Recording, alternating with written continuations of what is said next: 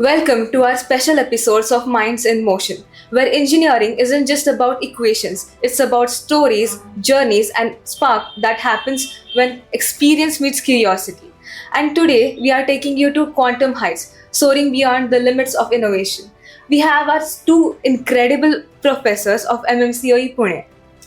One of them works in the world of algorithms, networks, and the clouds that don't bring rain. Dr. Manisha R, ma'am, the head of AIDS department at MMCOE. And the other one is master of mechanisms, gears, and machines, the type of engineering that converts every idea into moving reality. Dr. Vikas Deulgoankar, sir, the head of mechanical department at MMCOE. So let's dive into our podcast now.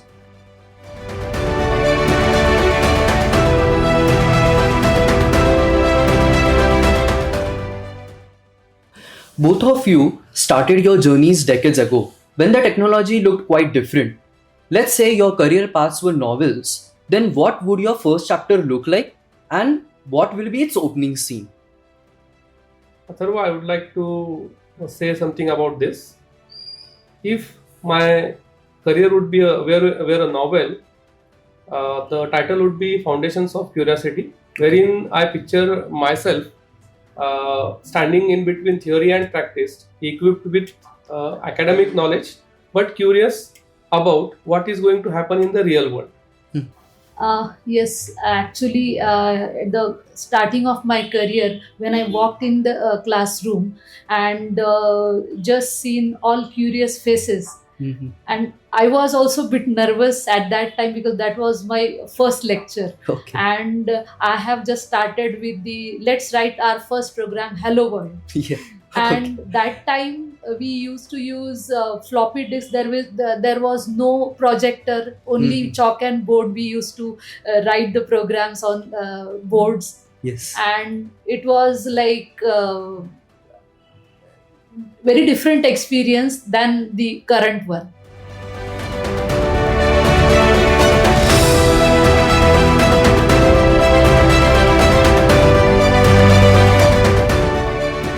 Sir, when you were a student yourself, did you imagine yourself leading entire departments or was it just like a series of plot twists? Oh, Shreya, that's really a big question. When I was a student, actually, I never thought of becoming a leader. Okay. But through my journey, when I was a student, I took initiatives, I took leads, then started my career as a faculty. As a faculty, the job was not so easy because uh, from student to faculty and from faculty to again leader, it's a big deal. Yeah. So, as far as my journey from faculty to leadership is concerned, as a faculty, I took many initiatives, being faculty mentor, organizing different activities for students, that from classrooms to ground, I can say. Yeah. And then I realized slowly that leading is not about having the position. It's about taking initiatives. It's Yeah. about leading from front, leading by example. Okay. And that's the way I could step into this position. That was a very nice answer, sir.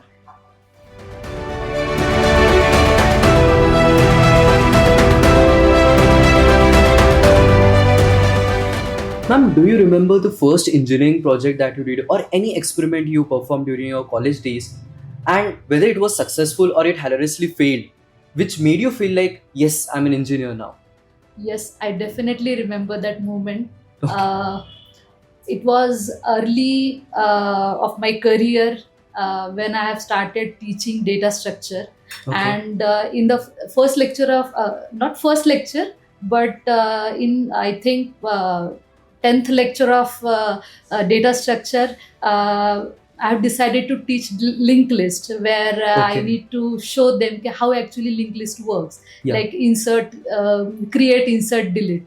And then I've stayed whole night and I have prepared that code. My And God. in the class, when I come up with the whole setup, and then when I opened that code and I'm trying to show that like how a linked list works. So like I have seen that program get crashed and I'm Oh not my able God. to see the output of linked list.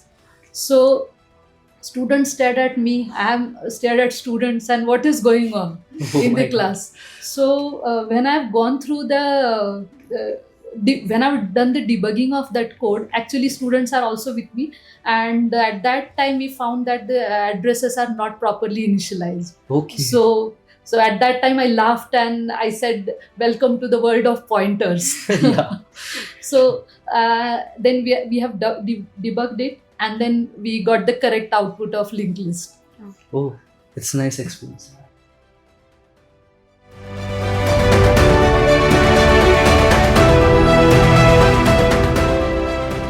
Here's a slightly fun twist for you, sir. You have guided countless student projects. So, if students were characters in your story, would they be heroes, sidekicks, or plot twists? And why? Okay, so in my stories, students were, are, and will always be heroes. Okay. Through the countless projects I have guided, actually I have seen them growing step by step, growing as in technical competencies, as in teamwork, as in taking initiatives. Many aspects I have observed in my students when they were doing projects, especially projects. So through the countless projects I have guided, I observed the fun, the enjoyment. They actually really enjoyed they actually enjoyed the work they were doing, the fresh perspective, the enthusiasm they had, of course. But this is one side. I also have witnessed the plot twist, as in unconventional ideas. Okay. That jugaad we say. That to be precise, quick solutions. Having quick solutions for a problem. So through that I guided them that we should go in ethical ways, not in some other ways. And overall, if it's a narrative, my role is to empower and sharpen the skills. Actually, I took hero out of them. Yes. So that's what I want to say.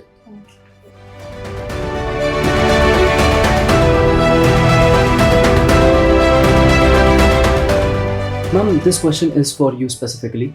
As a professor, you might have felt this a lot of times, that engineering teaches you patience. Sometimes in milliseconds, sometimes it might take over months of prototyping. So, what is one life lesson that you learned which no textbook in this world has ever taught? Yes, engineering truly teaches us patience. Okay. Whenever if you take example of for loop itself, actually if we debug for loops which breaks in seconds, milliseconds, or if we take example of any project which takes a lot of time to finish, Yes. so definitely it teaches patience to us. And life lesson is perfection is not the goal, progress must be the goal actually, because as an educator, we learn like how to be precise, how to solve the errors and all. But life, unlike code, and which will not work as we have expected, right? So plan shifts or it surprises you sometimes. So definitely more number of iterations will give a good output actually. That's Okay. definitely true, ma'am. I would like to add one thing as a student perspective. Professors have a lot of patience when it comes to dealing with students. Students come up with so many ideas and you patiently listen to them and help them implement. So that's really commendable from my side as a student.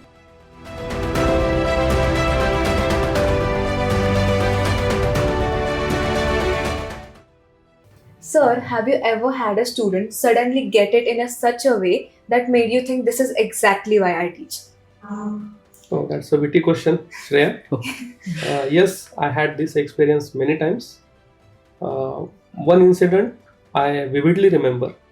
I was guiding a group of 4 students for their final year project, wherein we were designing a bus, state transport bus. You know, we travel in buses. So we were designing that, and we were calculating section modulus for sidebars. and they were stuck up. They were stuck up for weeks together. And one fine morning, these fellow people came to me, and the spark in their eyes I could easily figure out that way. And they said, "Sir, this concept you have taught us in class, but this concept we have tried to apply." And as I saw the solution they have done it, I was actually it was that wow moment. This is why I teach basically. Okay. So I had many such memories or incidents that way, wherein students could come up actually the way the concepts I have taught them, and the applications they were designing or they were doing those things. So they could easily relate the concepts that were taught in class and that they were practically experiencing. So this is why this is the moment where I feel this is why I teach. Yeah. So it is not about only transmitting the knowledge, but creating an environment wherein the student will feel, yeah, I am being empowered, I am understanding something. So overall, it's a student at nuclear, right? Yes. So that's what philosophy I have personally in my life as well as at my department as well. That must be a great feeling, sir.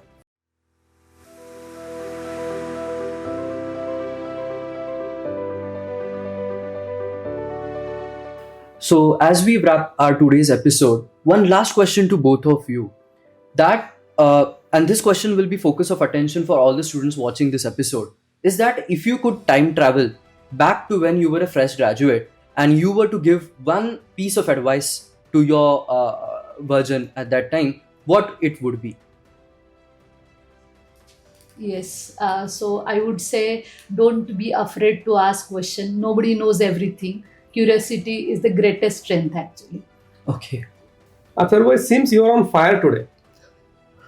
If time travel is possible, could have been possible, and the piece of advice I could give to myself was patience. Every role that brings in new challenge, new opportunity adds value to our career. As a young graduate, I was actually eager to prove myself, but patience is the key. Every portfolio, every challenge you handle, that adds value to your career, that develops you as a person who you are today. Okay. Through this journey, I have learned that growth is not a sprint, a race. It's actually a well planned, step by step process that you can have. So that's all about this question, Atharva.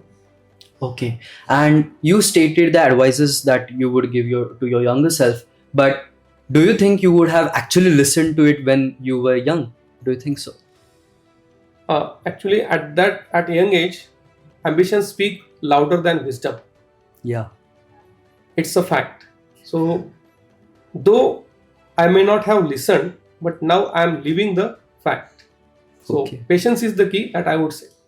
Ma'am? Okay, in my case, probably not, because like in early days of my career or as a young graduate, I was like little bit nervous, and definitely I'm afraid to ask questions to my colleagues also. Okay. So probably not. And definitely the advice will be stay teachable and stay curious. Thank you, Dr. Manisha ma'am and Dr. Vikas sir, for sharing your insightful journey and wisdom with us. And I'm confident about one thing from today's episode is that this content that you shared, the journey, is definitely going to help us, and not just us, the audience here. They will get a new perspective to look at life. And to the audience who are watching this episode, remember one thing: even if your life works on code or clockwork, the best designs only originate from curious minds.